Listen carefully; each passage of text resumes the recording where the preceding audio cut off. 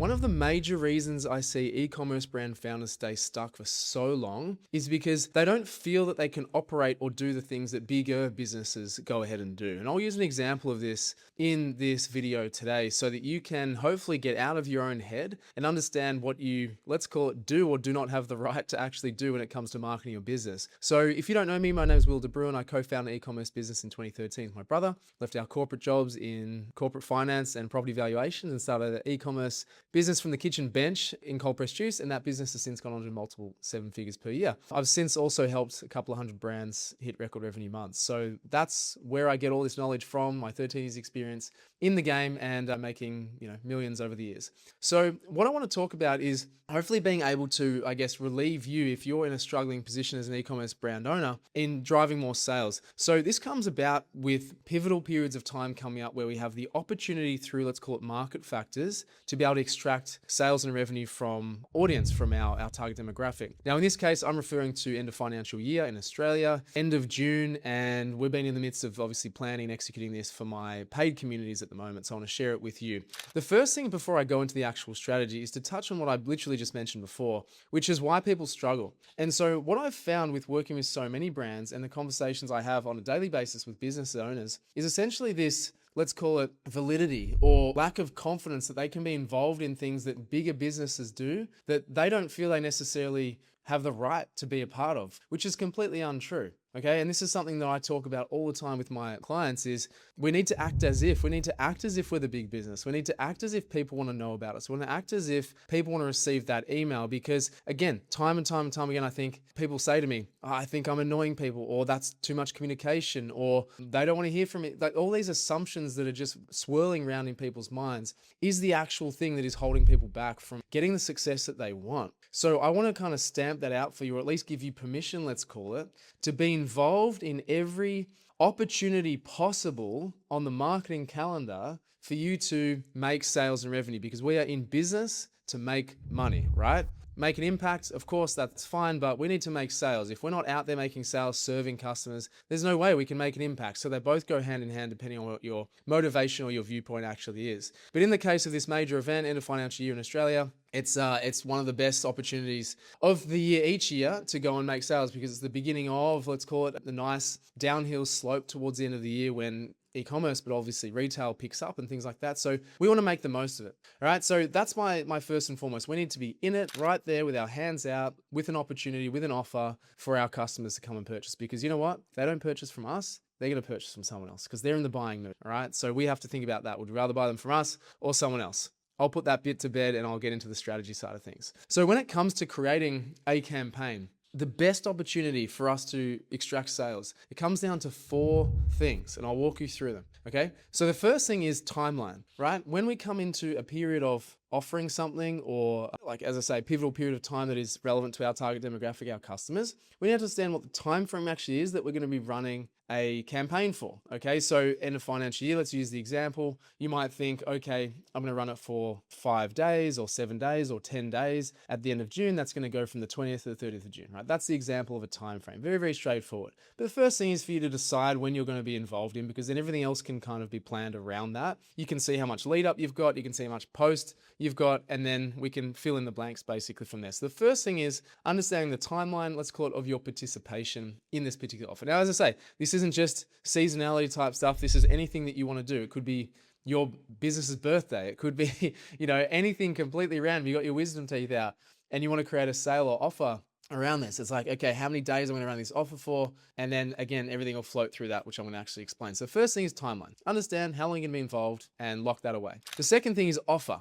What am I offering during this period of time? Okay, is it going to be multiple things? Is it going to be the single offer? Whatever way is completely fine, whatever you want to do there. But as you would know from, hopefully your experience, but at least even your exposure as a customer, that there's so many offers that we can present. And the key here is going to be make a decision based on our, let's call it, hypothesis of what's going to work best. Also based on data and experience of what you've done in the past. That's why we want to create regular offers so we know what our market responds to. And then think about your own personal experience as well as a customer. What do you respond well to when brands present offers to you? What do you literally go and buy because it is an offer that piques your interest and gets you over the fence to become a customer of theirs? So offer, really, really simple, but it's really important that we spend time understanding this, doing this, practicing this, and testing, and then working with obviously proven proven offers that we can use at later points in time. We can rinse and repeat the process. So it doesn't have to be anything crazy. It doesn't have to be, anything ridiculous that you haven't done in the past, unless you want to try that. But the main thing is that we have clarity and simplicity around the offer that we're presenting, so it's easy for people to understand, all right? So second thing is offer.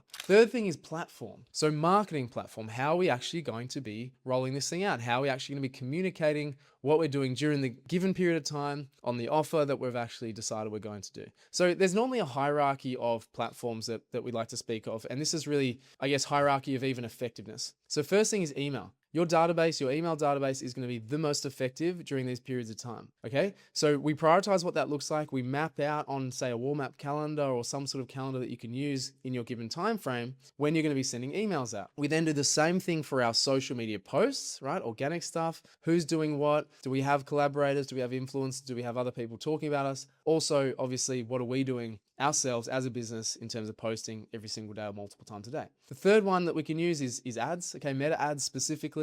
We want to know what ads we're running, how long we're running them for, obviously plan for the creative and all that sort of thing. But that is really high priority on retargeting audience. So what we call our bottom of funnel, or sometimes middle of funnel, but people who know about us, who have purchased before and have not purchased before. This whole ecosystem that I'm talking about, which I call, marketing triangle, okay, email database or emails, our organic efforts and our paid efforts.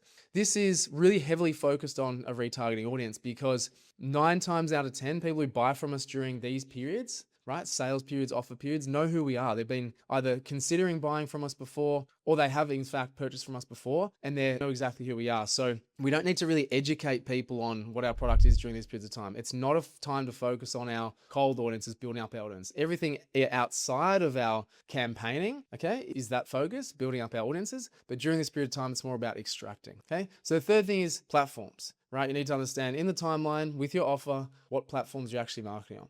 And then the fourth thing is assets. So think website, think social media page, okay? But especially our website. So our assets are really important to create a congruency from our marketing stimulus or our offer, let's call it our email or our ad or our social post, to our site. And if it's not congruent, then people are like, oh, hey, I thought you said you were having a sale or offer over here, but now I go to site and it doesn't make sense. It's not there anymore. You'll get people that bounce. And so you need to have your banners, maybe your pop-ups, maybe your email flows, all congruent to the offer or the period of time that's actually being conducted. This is really, really important. And think about it like, if you see something in a magazine about a sale at a shop down the road from you and you get all excited about it, and you're like, I'm going to go down there, it's 50% off. You walk down to the shop, you look at the front, there's nothing to do with the offer or sale. You're like, okay, maybe it's the wrong shop or I'm not quite sure. You go into the shop and there's no signs or banners or anything talking about a sale at all. And it's just really confusing. You'll probably just walk out, right? There's no congruency there. So it's the same thing with your online store. If your marketing is talking about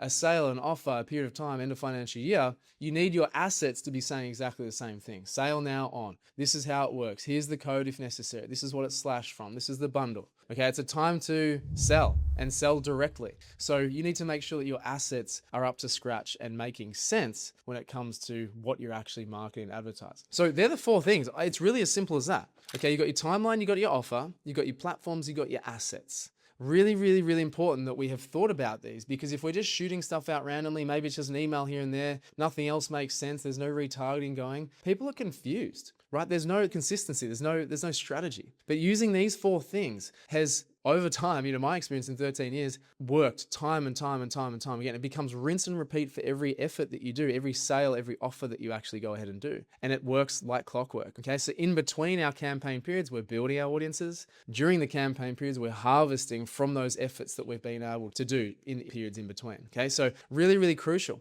And this has worked every single time, right? When people do this, when they adopt this, when they're involved, when they've made the commitment to be involved in these types of campaigns, and then they plan it with exactly what I've laid out for you, they blow themselves away with the results that they can achieve. I'm talking 2 times, 3 times, 5 times, sometimes 10 times what they've done in terms of sales in a month before. And that's the type of exponential growth that we can expect with e-commerce. And it is amazing when it happens, but it is the planning, the strategy, and then the execution that is so crucial when it comes to getting those levels of results. So look, I hope this was valuable for you. If it was, I'd love a like, love a subscribe. I'm creating videos like this all the time. If you want to know how we help e-commerce brands, you can click on the link below. But other than that, thanks for being here, and I'll catch you in the next one.